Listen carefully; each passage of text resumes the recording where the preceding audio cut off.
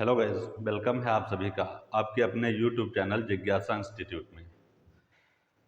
जैसे प्राग ऐतिहासिक काल से संबंधित एक पार्ट पहले से बताया जा चुका है और ये प्राग ऐतिहासिक काल का नेक्स्ट पार्ट रहेगा, सेकेंड पार्ट। ये हमने पहले वीडियो में ही बताया था कि प्राग ऐतिहासिक काल से संबंधित 4-5 वीडियो अपलोड किए जाएंगे।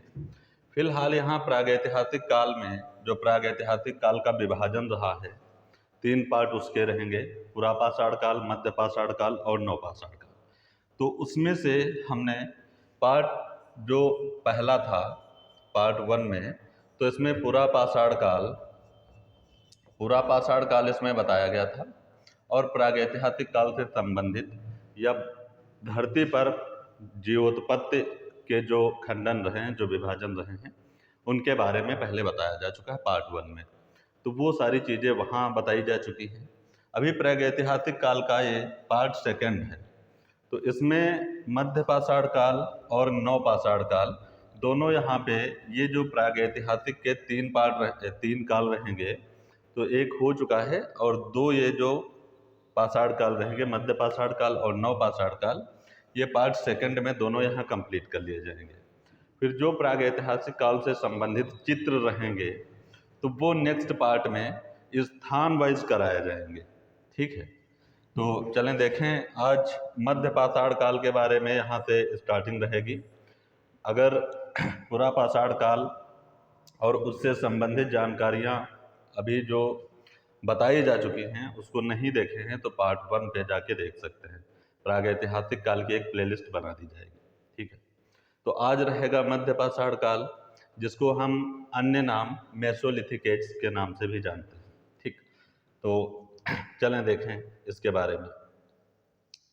सबसे पहले देखें मध्यकाल जो रहेगा, इसको एक नाम तो बताया गया कि मेसोलिथिक एज रहेगा, एक इसको कहते हैं संक्रमण का काल या संक्रमण काल। ठीक, जो प्रागैतिहासिक काल के 3 विभाजन रहे हैं, जैसे पुरापाषाण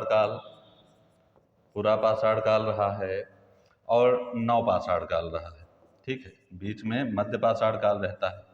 तो ये दोनों के बीच में ये जो मध्य पाषाण काल रहेगा, तो मध्य पाषाण काल को दोनों कालों के संधि का काल माना जाता है। पुरापाषाण काल और नवपाषाण काल दोनों को मिलाने या जोड़ने या सेतु का कार्य किसने किया, तो ये मध्य पाषाण काल ने किया।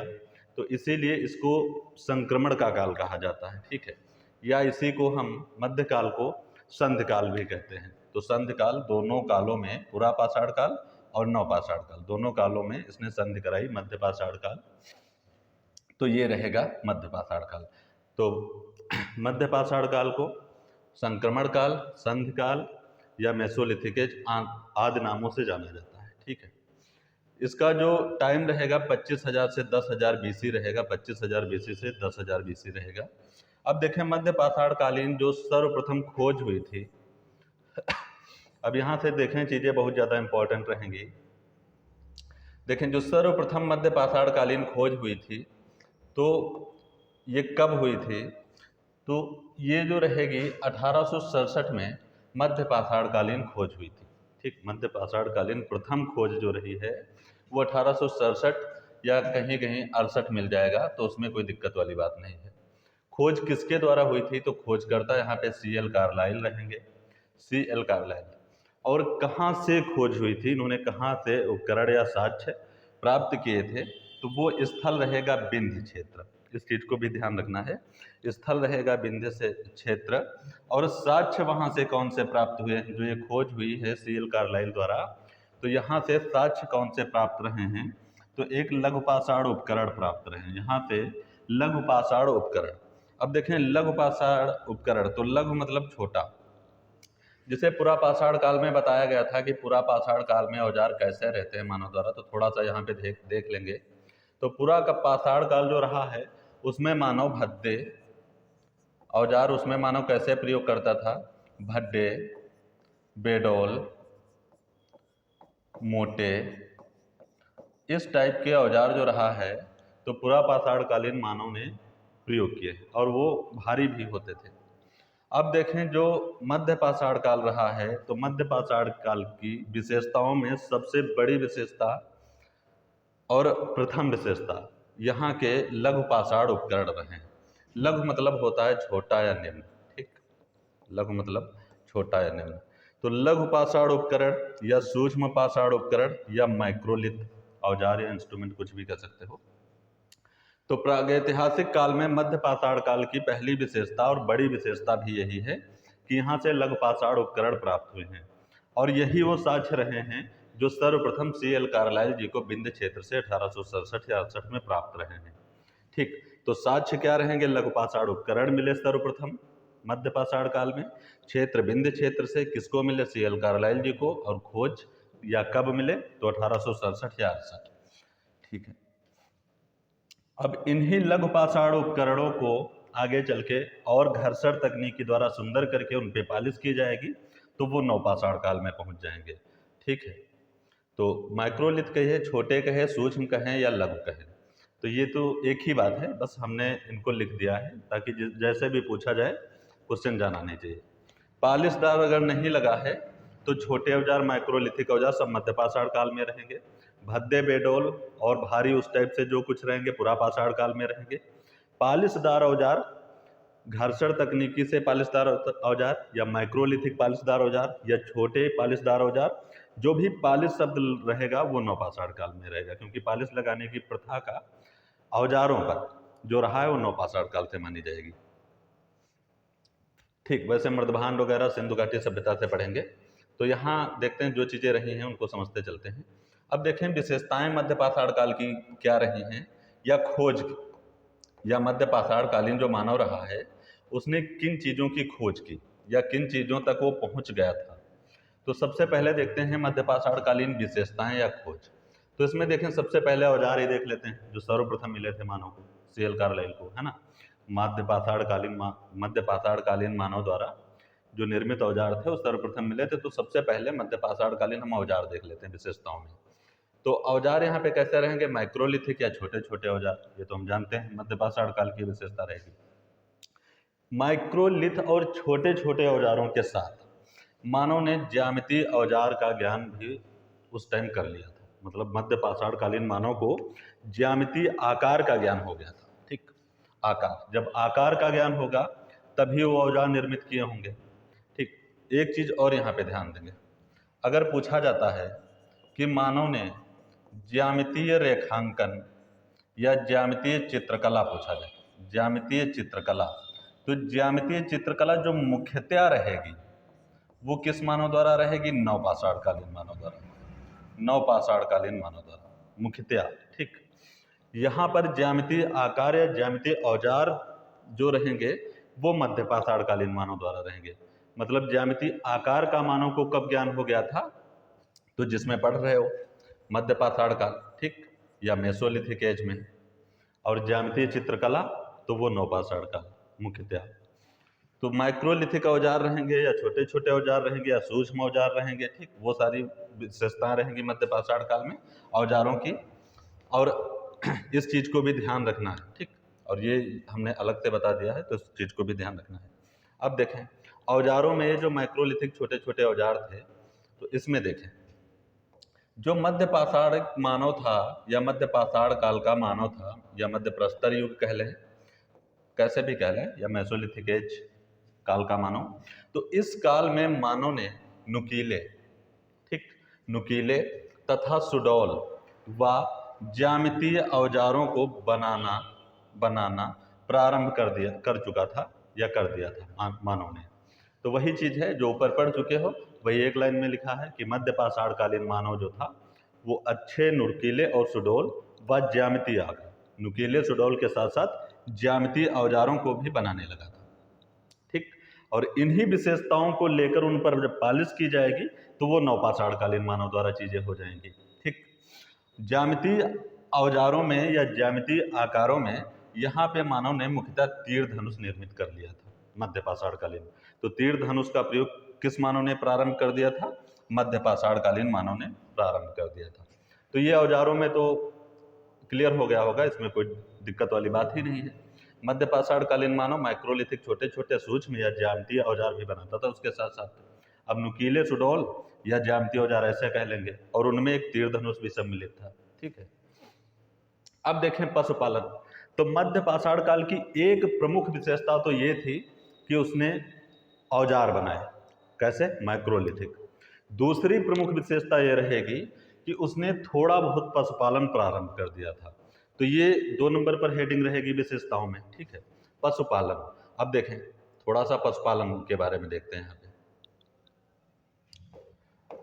मध्य पाषाण काल की दूसरी सबसे बड़ी विशेषता क्या है, पशुपालन।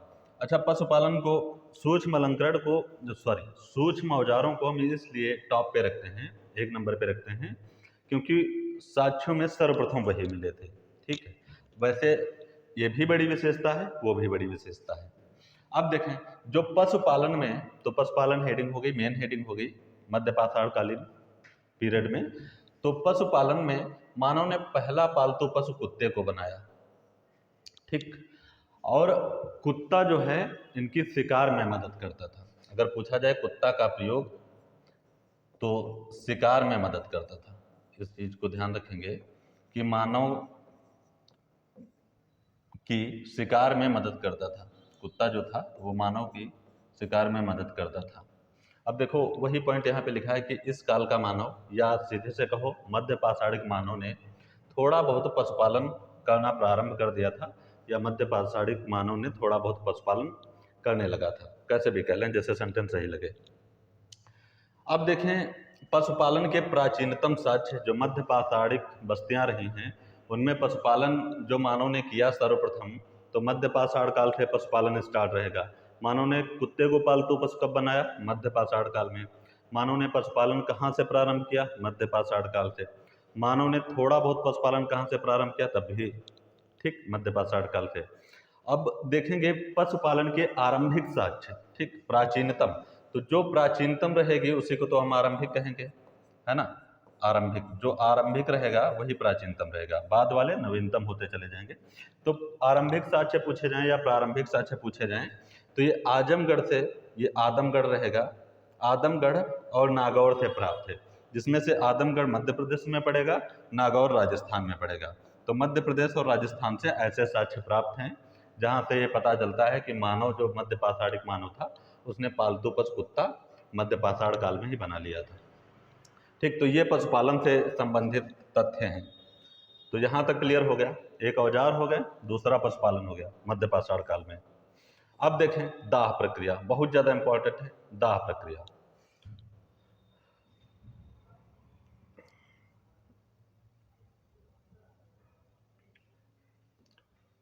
एक मिनट, थोड़ा सा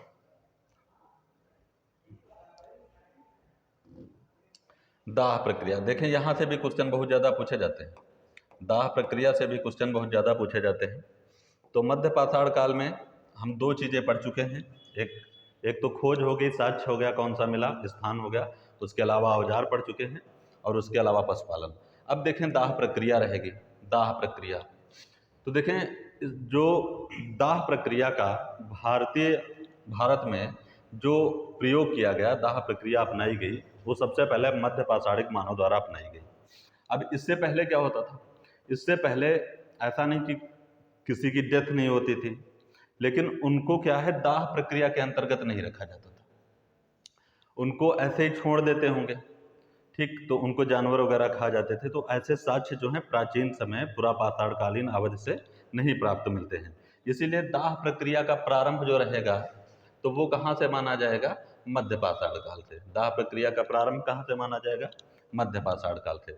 अब देखें इसके बारे में, इस काल में या मध्य पाषाण काल में सर्वप्रथम सवाधान की दाह प्रक्रिया या सवदाह की कह लेंगे, इसको ऐसे भी लिख देते हैं इसीलिए वो ऐसे ही लिखा है, सवदाह भी कह लेंगे। सवदाह, मानव ने सवदाह कब प्रारंभ किया, ये हाँ बना है, सवदाह मानव ने कब प्रारंभ किया, तो मध्य पाषाण काल में। दाह प्रक्रिया कब मानव ने प्रारंभ की, मध्य पाषाण काल में। सवाधान की दाह प्रक्रिया मानव ने कब प्रारंभ की, सब कुछ मध्य पाषाण काल में, दाह प्रक्रिया से संबंधित, ठीक है। अब देखें मानव अस्थिपंजर, नर कंकाल या शारीरिक प्रारूप, जो स्ट्रक्चर रहेगा मानव का बॉडी की, जो ढांचा रहेगा, ये उसके बारे में पॉइंट है। जब दाह प्रक्रिया अपनाई गई होगी तो सामूहिक रूप से, देखिए सामूहिक रूप का मतलब ये है कि अगर बॉडी जंगल में ऐसे ही डाल दी जाएगी तो कोई ना कोई जानवर हाथ ले गया, कोई खोपड़ी ले गया, कोई पैर ले गया, इस टाइप से जो अस्थि पंजर हमारा होगा, नर कंकाल या शारीरिक प्रारूप होगा, तो वो तितर बितर मिलेगा। जानवर आपस में उनको खींच के ले जाएंगे खाने वाने के लिए, तो वो तितर बितर करेंगे, है ना, बॉडी को अंग प्रत्यंग उनके इधर उधर कर देंगे।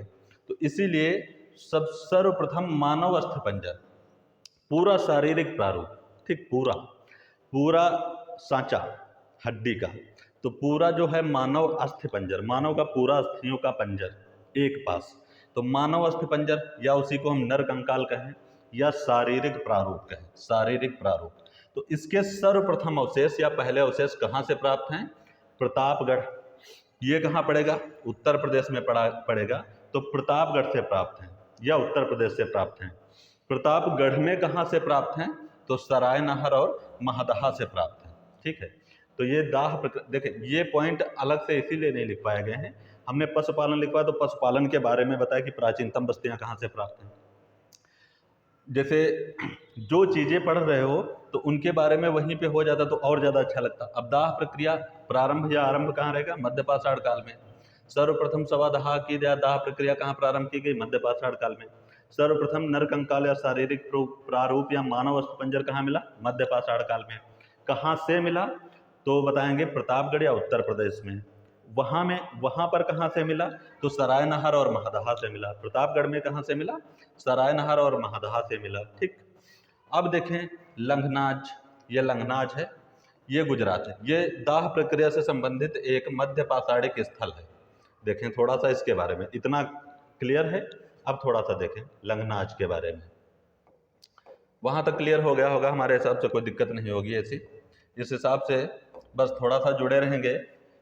लंघनाज, देखिए ये ऐसे लिखा है लंघनाज, ऐसे करके पूछता है लंघनाज। ये लंघनाज कहाँ है? ये जो लिखा है हम इसी को लिखे हैं। लंघनाज ये गुजरात में पड़ेगा। ठीक, ये मध्य पाषाणिक स्थल है। कैसा है? जो जिसका होगा वो वहीं पे यहाँ पे मेंशन किया गया है। ये मध्य पाषाणिक, अभी मध्य पाषाण काल पढ़ रहे हैं तो जितना जो कुछ रहेगा सब कहाँ से होगा? मध्य पाषाण काल से। तो लंघनाज कहाँ से संबंधित स्थल है? मध्य पाषाणिक स्थल से। और एरिया में कहाँ से है? गुजरात से, जो कि पश्चिमी क्षेत्र रहेगा। अब देखें इस पूरा स्थल से 14 मानव कंकाल, मतलब 14 नर कंकाल या मानव कंकाल या शारीरिक प्रारूप या ढांचा, मानव ढांचा, 14 मानव कंकाल प्राप्त हुए हैं। तो ये कहाँ से प्राप्त हैं? लंघनाज, गुजरात से। HD संकालिया वगैरह खोज करता है इसके रहते हैं, विस्तृत पढ़ेंगे बाद में। तो लंघनाज जो रहेगा गुजरात में मध्य पाषाणिक स्थल है और दाह प्रक्रिया से संबंधित यहाँ पे 14 मानव कंकाल भी प्राप्त हुए हैं। बाकी हमने क्षेत्र बता दिया था और कहाँ से आरंभ होता है, तो मध्य पाषाण काल से ये सारी चीज़ें आरंभ रहेंगी। ठीक, तो ये दाह प्रक्रिया से संबंधित हो गया। तो पशुपालन हो गया, दाह प्रक्रिया हो गया और औजार हो गए। ठीक, यही विशेषताएं पूछी जाती हैं। अब देखें कि भारत में सबसे बड़ा मध्य पाषाणिक स्थल या भारत का सबसे बड़ा मध्य पाषाणिक स्थल, तो मध्य पाषाणिक स्थल जो भारत में रहेगा वो देखें, मध्य पाषाणिक स्थल जो भारत में रहेगा तो वो कहाँ पड़ेगा? तो वो भीलवाड़ा डिस्ट्रिक्ट में पड़ेगा। भीलवाड़ा डिस्ट्रिक्ट कहाँ पड़ेगा? राजस्थान में। और नदी कौन सी पड़ेगी? तो ये नदी है, अभी आगे देखें लिखा होगा। नदी कौन सी रहेगी? कोठारी नदी रहेगी। उसी के तट पर, कोठारी नदी के तट पर स्थित ये स्थान रहेगा बागौर, ये स्थान रहेगा, है ना। जो बागौर है ये मध्य पाषाणिक स्थल सबसे बड़ा माना जाता है। इस चीज को भी ध्यान रखना है कि मध्य पाषाणिक स्थल सबसे बड़ा कौन सा है? तो बागौर है। ठीक, बागौर, ये वाला बागौर रहेगा। तो नदी पूछी जाती है मध्य पाषाणिक स्थल जो सबसे बड़ा किस नदी के तट पर है? तो कोठारी नदी बताएंगे। बागौर नहीं है तो क्या बताएंगे? भीलवाड़ा बताएंगे। ये भी नहीं है तो क्या बताएंगे? राजस्थान बताएंगे। तो मध्य पाषाणिक स्थल कहाँ पड़ेगा? भीलवाड़ा जिले के अंतर्गत, या ऐसे कह सकते हो राजस्थान के भीलवाड़ा जिले में कोठारी नदी के तट पर बागौर नामक स्थान पर मध्य पाषाणिक सबसे बड़ा स्थल स्थित है। ठीक, तो ये भी क्लियर हो गया, ये अलग से पॉइंट था। अब देखें यहाँ पे नोट करके कुछ और विशेषताएं यहाँ पे लिखी हैं। ये मध्य पाषाण काल की विशेषताएं हैं। देखें, जब तक मध्य पाषाण काल समाप्त नहीं हो जाएगा तब तक आगे की चीज़ें जो रहेंगी वो नहीं आएंगी। अब देखें, इस काल के मानव ने हाथों द्वारा बर्तन बनाने का कार्य प्रारंभ कर दिया था। बर्तन मतलब मृदभांड, है ना, मृदभांड। देखें, मृदभांडों की भी विशेषता है। ये सिंधु घाटी सभ्यता में पूछे जाते तो RBW बताते हो, रेड ब्लैक वेयर ब्रुकलिन संग्रहालय में संरक्षित हैं, हड़प्पा से प्राप्त हैं, तो वो रहेंगे। ठीक, और अलग अलग पॉटरी रहती है हर जगह की, तो यहाँ उसका खैर मतलब नहीं, छोड़ें इस बातों को। तो इस काल के मानव ने, मतलब मध्य पाषाण कालीन मानव ने हाथों द्वारा, ठीक, हाथों द्वारा सिर्फ बर्तन बनाने का कार्य प्रारंभ कर दिया था। अगर आता है मान लीजिए कि चाक पर बर्तन, चाक पर बर्तन, या चाक को हम क्या कहते हैं, ये कुम्हार वाली चाक है, चक्र, वो जो ऐसे ऐसे बना रहता है, ऐसे ऐसे, ये पत्थर होता है एक बड़ा सा। पुराने मॉडल में जब देखेंगे चाक कैसी होती है, तो कुम्हार वाली चाक देखे होंगे सभी लोग, तो ये इस टाइप से रहेगा और यहाँ पर मिट्टी रखी जाती है। ठीक, यहाँ बीच में क्या रखी जाती है, मिट्टी रखी जाती है। ये वाला जो एरिया है यहाँ पे मिट्टी रखी जाती है। अब ये जो पत्थर होता है ये पूरा गोल गोल होता है, लगभग इतना बड़ा, तो इसमें नीचे क्या लगा रहता है, नीचे एक ऐसे लोहे का लगा देते हैं, उसको रखते हैं ऐसे, तो उसके ऊपर रख के इसके ऊपर पत्थर रखते हैं और इसको खूब जोर से घुमाते हैं। यहाँ पे एक डंडा रख के इसको ऐसे ऐसे राउंड राउंड करके बहुत जोर से घुमाने लगते हैं। आजकल तो लाइट वाले भी आने लगे हैं ये सारी चीज़ें। तो जब कसके राउंड घूमने लगता था और ये पासाड़ होता था पत्थर का, तो ये घूमता रहता था काफ़ी देर। तो इसके ऊपर मिट्टी रख के और हाथ से आकार दे देते हैं, सारे लोग जानते होंगे इस चीज़ को। तो इसको क्या कहते हैं, चाक या चक्र। और इस तकनीक में बने बर्तनों को या चीज़ों को क्या कहते हैं, घूर्णन तकनीकी। क्या कहते हैं, घूर्णन तकनीकी। मोस्ट इंपॉर्टेंट ये चीज़ें हैं, ध्यान रखेंगे। तो जब भी पूछा जाता है कि मानव ने चाक का आविष्कार कब किया, भारत की बात कह रहा है, विश्व में सुमेरिया वगैरह चला जाएगा, वो पहले की बात है। बात वो नवपाषाण काल में यहाँ की बात चल रही है, विश्व स्तर पे वो अलग हो जाएगा। तो देखें, चाक का आविष्कार पूछे मानव ने कब किया, चक्र का आविष्कार या घूर्णन तकनीकी के प्रयोग द्वारा मृदभांड मानव ने कब बनाए, तो वो सारी चीजें नवपाषाण काल में चली जाएंगी। सिर्फ हाथ वाला ध्यान रखेंगे, हाथों द्वारा मानव ने बर्तन कब निर्मित किए, मध्य पाषाण काल में। ठीक, तो जब जब आगे बढ़ते हैं चीजें क्लियर होती जाएंगी। तो हाथों द्वारा मानव ने बर्तन कब बनाए, मध्य पाषाण काल में। या हाथों द्वारा मृदभांड, मिट्टी के पात्रों को क्या कहते हैं, मृदभांड। ठीक, तो मानव ने हाथों द्वारा बर्तन बनाने का कार्य कब प्रारंभ कर दिया, तो ये बताएंगे मध्य पाषाण काल में। ठीक, और चाक पर नवपाषाण काल में। अब देखें नेक्स्ट पॉइंट है कि मध्य पाषाण कालीन मानव प्रकृति निर्मित गुफाओं में रहता था व साथ ही साथ बस्ती बनाकर रहने को चला। अब देखें इसका क्या मतलब है, तो देखें पूरा पाषाण काल में पूर्ण रूप से जो मानव था वो पूर्णतः प्रकृति निर्मित गुफाओं पर आश्रित था। ठीक, उसमें इतनी सोचने की क्षमता या उसमें इतनी प्रवृत्ति या उस मानव में इतना ज्ञान नहीं आया था कि वो उतना अग्रसर हो सके और स्थायी निवास या अपना खुद से झोपड़ी या मकान बनाने के लिए सोच सके। तो पूरा पाषाण कालीन जो मानव था वो पूर्णतः प्रकृति निर्मित गुफाओं में रहता था। जब धीरे धीरे पूरा पाषाण काल का अंत हुआ, मध्य पाषाण काल जहाँ से आरंभ माना जाता है, तो उस टाइप जो मानव था वो मानव भी प्रकृति निर्मित गुफाओं में रहता था। लेकिन उसने प्रकृति निर्मित गुफाओं में रहता था, या प्रकृति निर्मित घर भी कह दोगे तो वो गुफा ही मानी जाएगी। अगर प्रकृति निर्मित लगा है तो गुफा की जगह हम क्या कहते हैं, घर, कि प्रकृति निर्मित घरों में रहता था, तो मतलब क्या होगा कि गुफाओं में ही रहता था, घर में नहीं रहता था। क्योंकि घर हम खुद बनाते हैं, प्रकृति निर्मित नहीं होते हैं। तो इस चीज को भी ध्यान देना, कभी कभी घुमाने के लिए ऐसी चीजें कर देते हैं, उसको ध्यान रखना है। तो देखो, मध्य पाषाण कालीन मानव जो था तो प्रकृति निर्मित गुफाओं में रहता था, उसी के साथ साथ बस्ती बनाकर रहने को चला, मतलब थोड़ा सा डेवलप हो रहा था। पूरा पाषाण काल के अकॉर्डिंग वो डेवलप हो चुका था, लेकिन नव पाषाण कालीन जितना नहीं। तो वो बस्ती बनाकर रह नहीं पाया, समझ रहे हैं, बस्ती बनाकर रह नहीं पाया, सिर्फ रहने को चला। तो अगर पूछा जाता है कि किस काल के मानव ने बस्तियों में निवास करना प्रारंभ कर दिया, तो मध्य पाषाण काल नहीं बताना है। प्रकृति निर्मित गुफाओं में रहता था और बस्ती बनाकर रहने को उसने सोचा या रहने को चला, तो वो पॉइंट जो रहेगा इस हिसाब से लिखा होगा, तब मध्य पाषाण काल बताना है। ठीक, समझ गए हैं। अगर पूछा जाता है कि मानव में स्थायी निवास की प्रवृत्ति कब आई, तो ये वाला पॉइंट नहीं बताना है कि बस्ती बनाकर रहने लगा था मध्य पाषाणकालीन मानव। ऐसा इसमें कुछ लिखा भी नहीं है, ध्यानपूर्वक पढ़ लेंगे कि मध्य पाषाणकालीन मानव प्रकृति निर्मित गुफाओं व बस्ती बनाकर रहने को चला। प्रकृति निर्मित गुफाओं में रहता ही था और थोड़ा सा वो डेवलप हुआ तो उसने सोचा कि इस टाइप से भी रहा जा सकता है, या रहने को वो सोचा या उस तरफ वो अग्रसर हुआ, बढ़ा, ठीक, रह नहीं पाया। तब तक क्या हुआ, इस काल का विभाजन विद्वानों ने मान लिया, नवपाषाण काल चालू हो गया। अब देखें अगला पॉइंट, इस काल को पुरापाषाण काल व नवपाषाण काल का संक्रमण काल कहा जाता है। तो ये पॉइंट तो हम पहले ही बता चुके हैं कि पुरापाषाण काल और नवपाषाण काल दोनों के मध्य वाला जो केंद्र, जो दोनों को मिलाने वाला या मध्य वाला या दोनों के बीच में पुल निर्माण करने वाला युग रहेगा, वो कौन सा रहेगा, मध्य पाषाण काल, जिसको हम संक्रमण काल या संक्रमण का काल या संधि काल के नाम से जानते हैं। ठीक, तो यहां तक चीजें क्लियर हो गई होंगी। अब देखें मध्य पाषाण काल में जितनी चीजें थी वो मैक्सिमम बता दी गई हैं।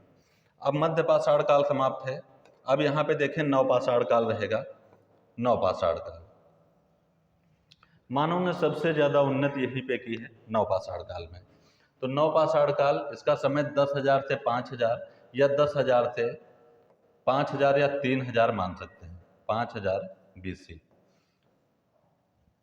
एक पाषाण काल का ही विभाजन रहता है, जो हमने पहले पार्ट में बताया है कि पाषाण काल रहेगा और एक ताम्र पाषाण काल रहेगा। तो मानव जब तक पाषाण पे आधारित रहा है तब तक पुरापाषाण काल, मध्य पाषाण काल, नवपाषाण काल रहा है। फिर मानव ने जब धातु की खोज कर ली थी, धातु की खोज, तो उसको कहते हैं ताम्रपाषाण काल, क्योंकि तांबे की खोज पहले हुई थी, ताम्रपाषाण काल।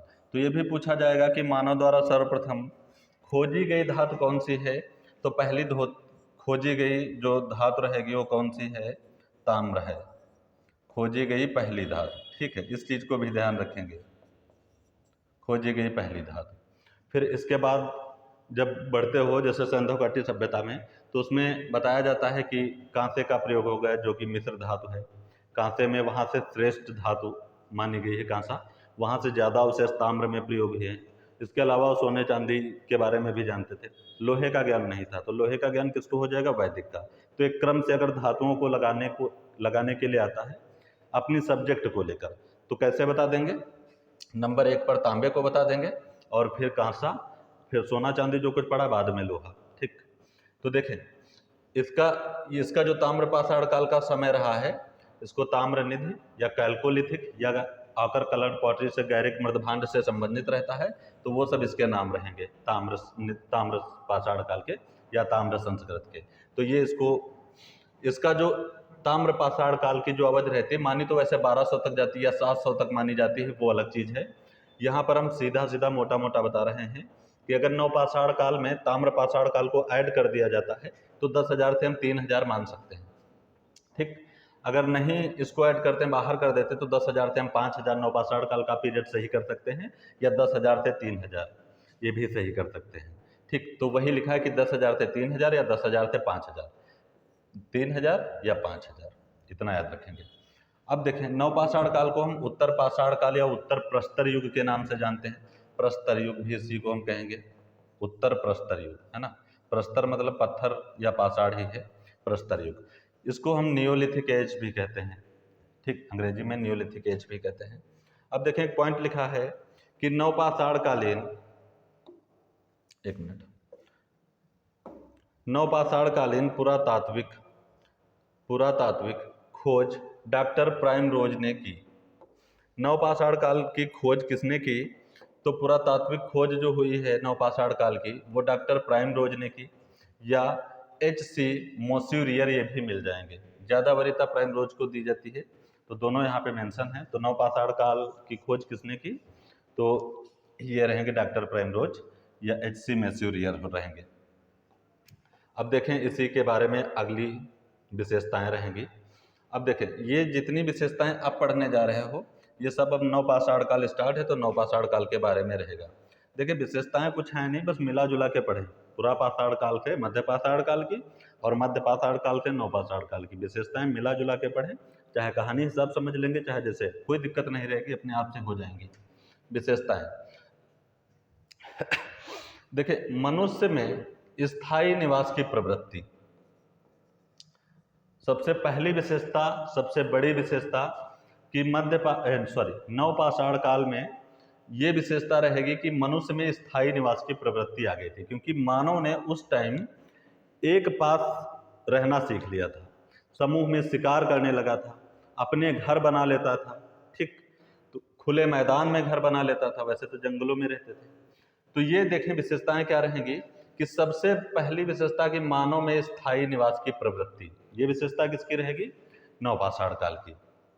अभी यही चीज बताई जा रही थी मध्यपाषाण काल में, अच्छे से उसको देख लेंगे फिर ये इस चीज को समझ लेंगे। तो मानव में स्थायी निवास की प्रवृत्ति कब आई? नवपाषाण काल में। स्थायी निवास, जब स्थायी मतलब एक पास में रहना। अब मान लीजिए गुफा है, एक गुफा में रह रहे हैं, वहां उनको कोई असुविधा लग रही, वहां से दूसरी जगह शिफ्ट हो गए। अब जब खुद मकान बनाओगे तो अपनी मनचाही जगह पे बना लोगे, तो शिफ्ट रहने का कार्यक्रम जो है कम हो जाएगा या रहेगा नहीं। तो यही है कि मानव में स्थायी निवास की प्रवृत्ति कब आई? नवपाषाण काल में। अब स्थायी निवास कहे या पूछे कि मानव बस्तियां बनाकर कब रहने लगा, तब भी नवपाषाण काल। मानव ने ग्रामीण जीवन कब जीना प्रारंभ किया, तब भी नवपाषाण काल। या मानव ने बस्तियां बनाकर ग्रामीण जीवन कब जीने लगा या कब जीना प्रारंभ किया, तब भी नवपाषाण काल। इसको दूसरी शब्दों में कहें तो स्वयं निर्मित गुफाओं या घरों में रहने लगा। अब देखें ये चीज वही यही है यहाँ पे। अब गुफा देख के ऐसा नहीं कि पूरा पाषाण काल बता देना है, जब स्वयं हम निर्मित करेंगे तो उसको गुफा कहेंगे नहीं, घर ही कहेंगे, लेकिन कंफ्यूज करने के लिए ऐसी चीजें आती हैं। तो स्वयं निर्मित घरों में रहने लगा मानव, कब? नवपाषाण काल में। अब जब साथ में रहेंगे तो साथ में शिकार करने जाएंगे, जब साथ में शिकार करने जाएंगे तो शिकार पे वो जल्दी विजय पा लेंगे। तो सामूहिक मानव ने शिकार करना कब प्रारंभ किया? नवपाषाण काल में। अब देखें, जब ग्रामीण जीवन मानव जीने ही लगा था, स्थायी निवास रहने ही लगा था, तो ग्रामीण जीवन के पहले अवशेष पूछें या सर्वाधिक अवशेष पूछें तो वो रहेंगे भीमवेटिका से। भीमवेटिका जो कि शैल चित्रों में सबसे महत्वपूर्ण गुफा मानी जाती है। शिला चित्रों में सर्वाधिक, शिला चित्रों में क्या है इसकी विशेषता कि यह गुफा सर्वाधिक महत्वपूर्ण है। यहाँ भारी संख्या में चित्र प्राप्त हैं, ठीक, लगभग 600 गुफाएं हैं, 275 के करीब चित्रित हैं भीमवेटिका में। तो वहां पे बताया जाता है कि ये गुफा जो है भीमवेटिका की, पुरा पाषाणकालीन मानव भी इसमें रहता था, ऐसा भी मानना है। और यहाँ पे जो चित्रकारी की गई है वो मध्य पाषाणकालीन और नवपाषाणकालीन मानव द्वारा चित्रकारी की गई है। कुछ हमारे आधार हैं जो मानते हैं कि भीमवेटिका की गुफाएं मध्य पाषाणकालीन है और यहाँ पे जो चित्रकारी की गई है वो नवपाषाणकालीन मानव द्वारा की गई है। लेकिन अधिकांश जो हैं वो यहाँ पे मानते हैं कि इस यहाँ पर मानव ने चित्रकारी मध्य पाषाण काल में प्रारंभ की और नवपाषाण काल में भी। वैसे कुछ विद्वानों का यह भी मानना है कि यहाँ पुरा पाषाणकालीन और मध्य पाषाणकालीन और नवपाषाणकालीन मानव द्वारा चित्र बनाए गए हैं भीमवेटिका में। इसीलिए मानव का प्रमुख केंद्र, जैसे दक्षिण भारत में बेल्लारी रहता है, वैसे मानव का प्रमुख केंद्र मध्य प्रदेश की गुफाओं में भीमवेटिका है, ठीक है, मध्य प्रदेश की गुफाओं में भीमवेटिका है। और भीमवेटिका जो है वो मानव, प्रागैतिहासिक मानव की राजधानी भी मानी जाती है। जैसे बेल्लारी मानी जाती है वैसे ही ये भी मानी जाती है। तो जब भीमवेटिका को पढ़ेंगे तो वो सारी चीजें उधर से क्लियर कर लेंगे। तो अगर पूछता है कि ग्रामीण जीवन के अवशेष कहाँ से मिले, तो भीमवेटिका बताना है। घरेलू या सामान्य जनजीवन के या धनुर्धरों उस टाइप से, तो वो सब पंचमढ़ी बताना है, ठीक है, समझ गए। अब चलें आगे देखें। तो ये देखो स्थायी निवास के बारे में इतनी सारी चीजें थी, ये सारी चीजें याद रखनी है। अब देखें नोट करके यहाँ पर पॉइंट लिखा है कि नवपाषाणकालीन प्राचीनतम बस्ती। जब स्थायी निवास रहने लगे तो वहीं पे नोट करिएगा कि जब नवपाषाणकालीन मानव जो है बस्तियों में रहने लगा, तो ऐसी बस्तियां कहाँ से प्राप्त हैं? तो नवपाषाणकालीन प्राचीनतम बस्ती जो है वो मेहरगढ़ से प्राप्त है। मेहरगढ़ से इंपॉर्टेंट रहेगा, मेहरगढ़ से। और मेहरगढ़ से ही अभी आगे पढ़ोगे तो कृषि के साक्ष्य वगैरह रहेंगे। प्राचीनतम ये बस्ती भी मानी जाएगी, प्राचीनतम बस्ती है, प्राचीनतम केंद्र भी माना जाएगा, ठीक, ध्यान रखेंगे। तो नवपाषाण कालीन प्राचीनतम बस्ती कहाँ से प्राप्त है? मेहरगढ़ से। बस्तियां पढ़ रहे थे तो प्राचीनतम बस्ती मेहरगढ़ से। नवपाषाण कालीन मानव का प्रमुख केंद्र क्या था? तो प्रमुख केंद्र बेल्लारी। देखें, जब पढ़ते हो पुरा पाषाण काल, तो पुरा पाषाण काल में बताया गया कि मानव दक्षिण भारत में अंगोला, चिंगलेपुट, कुडापा वहां तक सीमित रहा। फिर धीरे धीरे वो खाना बदोशी था आरंभिक मानव, बताया गया। तो धीरे धीरे वो बढ़ता गया, भ्रमण करते करते वो धीरे धीरे बढ़ता गया, जनसंख्या भी बढ़ती गई और मानव भी फैलता गया। ठीक, तो उत्तर पाषाण कालीन मानव जो था, नवपाषाण कालीन मानव जो था, वो क्या हुआ, धीरे धीरे पूरे भारत में फैल गया। कहाँ फैल गया? पूरे भारत में। पूरे भारत में मानव जो है फैल गया, और पूरे भारत में फैलकर बेल्लारी को मेन केंद्र बना लिया। दक्षिण भारत में पड़ेगी बेल्लारी, इसको कहते हैं कुप्प गल्लू बेल्लारी। कुप्प गल्लू बेल्लारी ऐसे भी लिखा मिलेगा, कुप्प गल्लू बेल्लारी। तो देखें, नवपाषाण कालीन मानव का प्रमुख केंद्र क्या था? तो कुप्प गल्लू बेल्लारी। ठीक, और नवपाषाण कालीन मानव पूरे भारतवर्ष में फैल गया था, ये भी याद रखना है। आरंभिक समय का मानव जो पुरापाषाण काल में पढ़ते हो, तो वो वहां से साक्ष्य भी दक्षिण भारत से प्राप्त हैं, और दक्षिण भारत तक ही मानव सीमित रहा, अंगोला, चिंगलेपुट, कुडापा वगैरह तक। यहाँ क्या रहा है? बेल्लारी प्रधान केंद्र था, पूरे भारतवर्ष में फैल गया था। लेकिन प्राचीनतम केंद्र कौन सा माना जाएगा? प्राचीन बस्ती वाला, तो वो मेहरगढ़ रहेगा। ठीक, कोई दिक्कत नहीं होनी चाहिए, जैसे बताया गया है वैसे इनको लर्न करेंगे। अब देखें, ये तो हो गया, ग्रामीण जीवन जीने लगा तो सारी चीजें हो गई उससे संबंधित। अब देखें, कृषि एवं पशुपालन है। कृषि एवं पशुपालन, तो कृषि यहाँ पे मानव ने प्रारंभ की, ये बड़ी उपलब्धि है कि मानव ने कृषि का कार्य कब प्रारंभ किया। तो ये भी कृषि से संबंधित, अनाज से संबंधित जो भी चीजें रहेंगी सब नवपाषाण का। पशुपालन के आरंभिक साक्ष्य जो रहेंगे तो वो मध्यपाषाण काल में, पालतू पशु कुत्ता रहेगा, वो सारी चीजें मध्यपाषाण काल में बता दी गई। यहाँ पर पशुपालन जो है वो बड़े स्तर पे होने लगा था, जैसे जानवरों को मित्र बन गए थे, जानवरों के खेती बाड़ी करते थे तो बैलों के साथ मित्रता करते, उनसे हल वाला काम लेते थे, जानवरों से दुग्ध निकालते थे, तो वो सारी चीजें हैं। तो यहाँ पे पशुपालन जो है बड़े स्तर पे हुआ, लेकिन पशुपालन का प्रारंभ कहाँ से हुआ? तो वो मध्यपाषाण काल में रहेगा, तो वो वहां से समझ लेंगे। और कृषि के साथ साथ पशुपालन यहाँ, तो कृषि के प्राचीनतम साक्ष्य कहाँ से प्राप्त है? नवपाषाण काल में। कृषि मानव ने कब प्रारंभ की? नवपाषाण काल में, लेकिन पशुपालन जो है वो पहले ही प्रारंभ कर चुका था, यहाँ बड़े स्तर पे रहेगा। तो देखें, कृषि से संबंधित यहाँ पे नीचे देखें पॉइंट लिखे हैं कि चावल के प्राचीनतम अवशेष कोल्ड हवा से प्राप्त हैं। इसको कोल्ड हवा या कोल्ड हवा लिख देते हैं, और कोल्ड हवा कहाँ पड़ेगा? इलाहाबाद में पड़ेगा, मतलब यूपी में पड़ेगा। तो चावल के प्राचीनतम साक्ष्य कहाँ से प्राप्त हैं? यूपी से। वैसे चावल के और अवशेष भी हैं, तो यहाँ पर उन चीजों को लिखवाया नहीं गया है, सीधे से बस समझ लेंगे, है ना, इतना कम भी नहीं है। तो चावल के प्राचीनतम अवशेष कोल्ड हवा, इलाहाबाद से, जो भी लिखवाया जा रहा है मैक्सिमम है, पर्याप्त है, परेशान नहीं होंगे। तो चावल के प्राचीनतम अवशेष कोल्ड हवा या इलाहाबाद या यूपी से प्राप्त हैं, और गेहूं के प्राचीनतम अवशेष मेहरगढ़ से प्राप्त हैं या बलूचिस्तान से प्राप्त हैं। ठीक, दोनों चीज याद रखने, चावल यूपी, इलाहाबाद या कोल्ड हवा, गेहूं के मेहरगढ़। मेहरगढ़ क्या थी? प्राचीनतम बस्ती भी थी, अभी पढ़े हो क्या थी? प्राचीनतम बस्ती मानव की, प्राचीनतम बस्ती। और ये किस मानव की प्राचीनतम बस्ती है? नवपाषाण काल की, है ना। नवपाषाण कालीन मानव की प्राचीनतम बस्ती क्या है? मेहरगढ़। और प्रमुख क्या है? बेल्लारी। तो गेहूं के प्राचीनतम अवशेष मेहरगढ़, और मेहरगढ़ पड़ेगा कहाँ? बलूचिस्तान में। अब देखें, प्राचीन फसल कौन सी मानी जाती है? जब कृषि प्रारंभ ही कर दी थी तो जो भी चीजें पूछी जाती हैं सब एक पास में लिखी हैं। प्राचीन फसल गेहूं या जौ, और प्राचीनतम साक्ष्य कहाँ से प्राप्त है? मेहरगढ़ से। ठीक, ये भी देखें। एक चीज और बता दें, यहाँ पे जो चावल के प्राचीनतम अवशेष हैं कोल्ड हवा के अलावा भी मिल जाएंगे, और वहां पे बताया जाता है कि कृषि के प्राचीनतम साक्ष्य वहां माने जाते हैं। लेकिन मैक्सिमम जगहों पर और मैक्सिमम जो प्रीवियस ईयर के एग्जाम हुए हैं उनमें यही चीज है। ठीक, तो यही पॉइंट ऐसे याद कर लेंगे, प्राचीनतम फसल गेहूं और जौ, और प्राचीनतम साक्ष्य। तो प्राचीनतम फसल या प्राचीनतम साक्ष्य फसलों के कहाँ से प्राप्त हैं? तो मेहरगढ़ से प्राप्त हैं।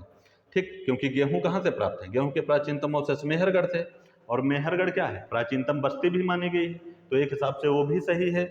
तो प्राचीनतम फसल के साक्ष्य कहाँ से प्राप्त हैं? ये भी मेहरगढ़ से प्राप्त हैं। तो प्राचीनतम फसल के साक्ष्य और प्राचीनतम बस्ती, ये दोनों चीजें कहाँ? मेहरगढ़ से। ठीक, समझ गए होंगे मेरे हिसाब से। अब देखें, जब फसल कृषि होती ही थी तो फसल लगाएंगे तो फसल काटेंगे भी, तो फसल काटने के औजार पूछे जाएंगे कि कहाँ से प्राप्त हैं, तो ये भी कहाँ से बताना है? नवपाषाण काल से। ठीक, फसल काटने के औजार कहाँ से प्राप्त हैं? नियोलिथिक एज से, नियोलिथिक एज। अब देखें, वो हो गया, इतना सारा हो गया। ठीक, जितनी चीजें हैं एक सीक्वेंस से लिखवाई जा रही हैं। अब देखें, ये अगला पॉइंट है, पहिए का आविष्कार। तो मानव ने पहिए का आविष्कार भी किया। बहुत सारी कहानियां हैं कि उन्होंने पेड़ काटा और जब पेड़ कट कर दिया तो जो उसकी मोटी टहनी बची, जो जड़ तना रहेगा धड़ उसका, तो वो लुढ़कने लगा ढाल पे। तो ऐसी बहुत सारी कहानियां मिलेंगी। तो बस इतना समझना है कि पहिए का आविष्कार किस मानव ने किया? नवपाषाण कालीन मानव ने। ठीक, तो यहां तक क्लियर है। चलिए नेक्स्ट देखें। अब देखें नवपाषाण कालीन बर्तन, नवपाषाण कालीन बर्तन। अब बर्तन आएंगे, बर्तन भी इंपॉर्टेंट रहेंगे। बर्तन कहें, मृद भांड कहें, अभी हम पीछे बता चुके हैं। तो देखें, चाक पर बर्तन। ठीक, अभी जो हम पीछे बता रहे थे वही चीज है कि चाक का प्रयोग किसने किया? नवपाषाण कालीन मानव। चाक पर बर्तन बनाकर मानव ने बर्तनों का प्रयोग कब किया? तब भी नवपाषाण कालीन। ठीक, या चाक पर मानव, किस मानव ने बर्तन बनाए? तब भी नवपाषाण कालीन।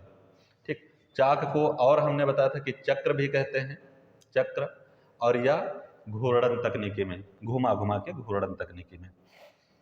अब देखें, यहाँ पे एक पॉइंट लिखा कि हाथों व चाक के प्रयोग से मिट्टी के बर्तनों का प्रयोग व प्रारंभ। जब बनाएंगे तो प्रयोग तो करेंगे, जाहिर सी बात है।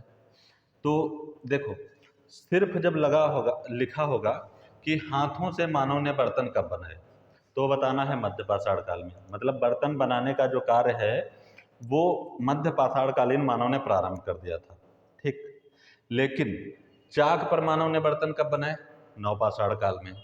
या पूछा जाता है कि हाथों व चाक के प्रयोग से, तो हाथ तो चाक पर भी लगाएंगे, तो हाथों व चाक के प्रयोग से मिट्टी के बर्तन किस मानव ने बनाए? नवपाषाण काल। जब सिर्फ लिखा होगा कि किस मानव ने बर्तन बनाने प्रारंभ किए, तब बताएंगे मध्यपाषाण कालीन मानव ने। या पूछा जाएगा किस मानव ने मिट्टी के बर्तनों का निर्माण प्रारंभ किया? मध्यपाषाण कालीन मानव ने। या पूछा जाए किस मानव ने हाथों द्वारा मिट्टी के बर्तन बनाने का कार्य प्रारंभ किया? तब भी मध्यपाषाण कालीन मानव ने। लेकिन अगर चाक शब्द आता है, फिर उसमें चाहे मिट्टी लगा हो या हाथों द्वारा लगा हो, चाक शब्द आ गया तो कहाँ बताना है? नवपाषाण काल में। तो ये पॉइंट इतना हो गया, समझ गए होंगे हमारे हिसाब से। अब देखें, कुंभकारी, मतलब जो चाक पर बनाते हैं तो उनको कुम्हार कहते हो। वही लिखा है कि कुंभकारी के प्राचीनतम अवशेष कहाँ से प्राप्त हैं? तो ये गुफर काल से प्राप्त हैं। गुफर काल कश्मीर घाटी से मिले। इस चीज को इंपॉर्टेंट है, याद रखेंगे। ठीक, कुंभकारी के नवपाषाण कालीन प्राचीनतम अवशेष कहाँ प्राप्त हैं? गुफर काल, कश्मीर घाटी से। तो ये हो गए बर्तन, बर्तन हो गए, मृदभांड, कुछ भी करो। अब देखो चित्रकारी। तो नवपाषाण कालीन मानव, देखे जितनी भी कलाएं हैं, अब जैसे अगर पूछा जाए थोड़ी देर के लिए, लोक कला का प्रारंभ, लोक कला जिसको फोक आर्ट कहते हो, लोक कला, लोक कला का प्रारंभ इसको क्या कहते हैं? Folk art, folk art. या ग्राफिक आर्ट कहें, ग्राफिक, ग्राफिक आर्ट इसको क्या कहेंगे? छापा कला, छापा कला। या क्या कहा जाए सीधे से? चित्रकला का प्रयोग, चित्रकला का प्रयोग। तो ये सब किस मानव ने किया? तो मुख्यतः जो रहता है वो ये सभी चीजों का श्रेय नवपाषाण कालीन मानव को जाता है। मतलब सीधे से कहने का मतलब ये है कि जो कलाएं स्टार्ट रही हैं वो नवपाषाण कालीन मानव द्वारा है। लेकिन कहीं कुछ साक्ष्य ऐसे हैं जो उससे ये अंदाजा लगाया जाता है कि मध्यपाषाण कालीन मानव ने या पुरापाषाण कालीन कुछ विद्वानों के अकॉर्डिंग माना जाता है। जैसे हमने भीमवेटका में बताया, भीमवेटका में जो साक्ष्य प्राप्त हैं तो विद्वान मानते हैं कि नवपाषाण काल मानव से पहले मानव ने भी वहाँ पे चीजें बनाई हैं। लेकिन सीधे से अगर पूछा जाता है कि चित्रकारी मुख्यतः किस मानव ने प्रारंभ की, तो नवपाषाण कालीन मानव। अगर पूछा जाता है मान लीजिए कि भारत में चित्रकला का प्रारंभ कब से है, तो बता देंगे प्रागैतिहासिक काल से है, जैसे प्रागैतिहासिक काल सिंधु घाटी सभ्यता, वैदिक सभ्यता या इस टाइप से पढ़ा है तो हम प्रागैतिहासिक काल बता देंगे। ठीक, अब देखें कि प्रागैतिहासिक काल में जो चित्रकारी रही, नवपाषाण काल में बात करेंगे, चित्रकारी या चित्रकला। तो इसमें देखें गुफाओं और बर्तनों पर ज्यामितीय चित्रकला। नवपाषाण काल में जो मानव था वो गुफाओं और बर्तनों पर, बर्तनों मतलब मृदभांडों पर ज्यामितीय चित्रकारी करने लगा था। ज्यामितीय चित्रकारी कैसे? जैसे पढ़े होंगे कि आकृतियां जैसे पंचमढ़ी वगैरह में है, स्तर बताए जाते हैं कि वहाँ 3 स्तर प्राप्त हैं। तो वहाँ देखोगे डमरू नुमा है, तख्ती नुमा है। तो तख्ती नुमा ये हैं आकृतियाँ, ऐसे हाथ बन गए, ये वाली तख्ती बन गई पेट वगैरह, और ये पैर बन गए। ठीक, डमरू नुमा कहते हैं आकृतियाँ बनी हैं। तो डमरू नुमा कैसे बनेंगे? ऐसे डमरू बनाते हो, ये डमरू बन गया, तो ये ऐसे आकृतियाँ बनी हैं। तो ये क्या है? देखें ज्यामितीय आकार है। देखें ये क्या है? ज्यामितीय आकार। ये भी क्या है? ज्यामितीय आकार। पूरा देखेंगे तो क्या है? ज्यामितीय आकार। ठीक, ये देखेंगे तो यहाँ एकदम से ऐसे मोड़े हैं, तो ये सारे ज्यामितीय आकार हैं। ये क्या है? गोला, ये भी ज्यामितीय आकार का है। तो ये सारी ज्यामितीय आकार है। तो प्रागैतिहासिक काल में ज्यामिति का प्रयोग हुआ। चित्रकला में किसका प्रयोग अगर पूछा जाता है तो किसका हुआ? सरल ज्यामिति का। सरल ज्यामिति का मतलब कोई बहुत हार्ड ज्यामिति का प्रयोग नहीं किया, सरल ज्यामिति का प्रयोग किया। जो ट्रिग्नोमेट्री पढ़ते हो, ज्यामिति कला पढ़ते हो, तो उतनी ज्यादा हार्ड नहीं, सरल ज्यामिति। देखो सरल है, ये भी सरल है, ये भी सरल है, तो सरल ज्यामिति का प्रयोग किया मानव ने। यहाँ पर जो हैं रेखाएं विशेष हैं, ये वाली जो रेखाएं देखते हो तो रेखाएं विशेष है। तभी पूछा जाता है कि भारतीय कला क्या प्रधान है, तो कह देते हो रेखा प्रधान है, रेखा प्रधान है। ठीक, अगर ऐसे नहीं है तो क्या बता देंगे? भाव प्रधान है। वेस्टर्न प्रधान, वेस्टर्न में क्या है? तो वेस्टर्न में एरिया वाइज चीजें प्रधान है, लेकिन फिर भी वहां पर कह सकते हो कि यथार्थता जाता है, यथार्थ प्रधान है। ठीक, आध्यात्मिकता के निकट कौन है? भारतीय कला। ठीक, और अगर ऐसे पूछा जाता है कि रेखा प्रधान है या ऐसे कुछ पूछा जाता तो उसमें रेखा प्रधान बता देना है, रेखा प्रधान है, या भाव प्रधान है। ठीक, ऐसे बताना है, या आध्यात्मिकता प्रधान है। ठीक, सभी चीजों में लयात्मकता है, ऐसे। वेस्टर्न में क्या है? यथार्थता ज्यादा है। तो इसीलिए पूछा जाता है ये पॉइंट कि भारतीय कला क्या प्रधान है। तो देखो ये वाली जो रेखाएं हैं सारी रेखाएं, क्योंकि देखो चित्रकला में जो प्रागैतिहासिक मानव द्वारा स्टार्ट हो, तो देखो रंग कैसे उन्होंने बनाए, एक खनिज दूसरे रासायनिक। प्रागैतिहासिक काल मानव ने 2 ही प्रकार के रंग प्रयोग किए, एक खनिज दूसरा रासायनिक। तो खनिज में ये गेरू, रामराज, खड़िया, चूना पत्थर ये सब आ गया। रासायनिक में या तो वो कोयले से बना लेते थे पीस के काला रंग, तो कोयला जब लकड़ी को जलाओगे तो रासायनिक क्रिया करेगा, तो वो रासायनिक में आ जाएगा। या काजल, जैसे घर पे काजल पारित करते हो ना, तो उस टाइप से, तो वो भी रासायनिक क्रिया द्वारा हो गया। तो खनिज और रासायनिक 2 रंग प्रयोग किए गए। तो देखो रंग बहुत ज्यादा डेवलप होते चले गए, जब जो आगे बढ़े रंग डेवलप होते चले गए, तो रंगों को छोड़ दिया जाता है। और बहुत हद तक रंग उतने अच्छे मिले भी नहीं जितने अच्छे उस टाइम में मानव ने लगाए होंगे। इसलिए रंग प्रधान ना कहकर क्या कहते हैं हम? कि रेखा प्रधान है। ठीक, वैसे रंग प्रधान भी कह सकते थे, लेकिन रेखा प्रधान कहते हैं। तो देखें जो नवपाषाण काल में चित्रकला रही है तो गुफाओं और बर्तनों पर की गई है, और ये ज्यामिति, ये सरल ज्यामिति का प्रयोग किया गया है। ठीक, क्लियर?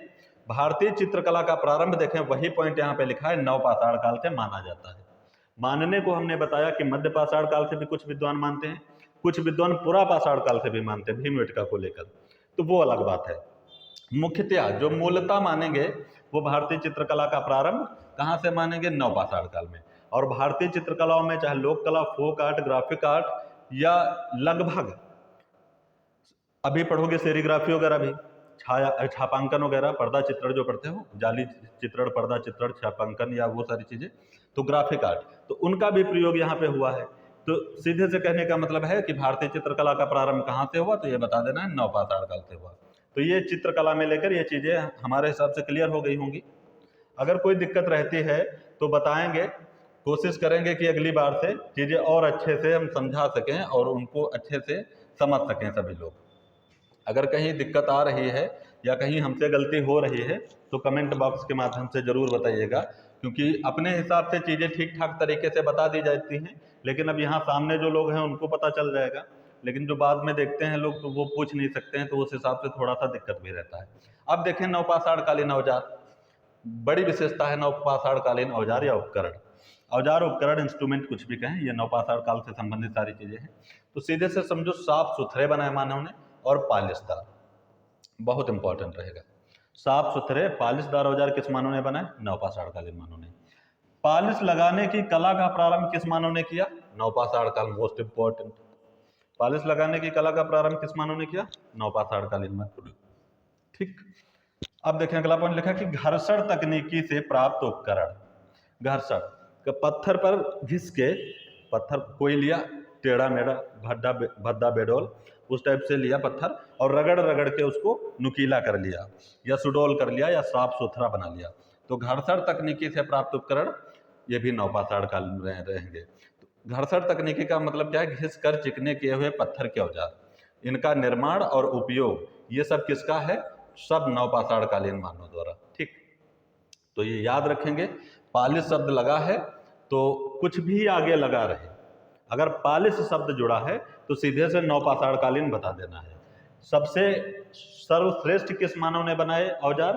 तो उसमें पालिश लगाने की कोई जरूरत नहीं, सर्वश्रेष्ठ सबसे सुंदर आता है तो नवपाषाण काल बता देना है। ठीक, चले नेक्स्ट पॉइंट देखें।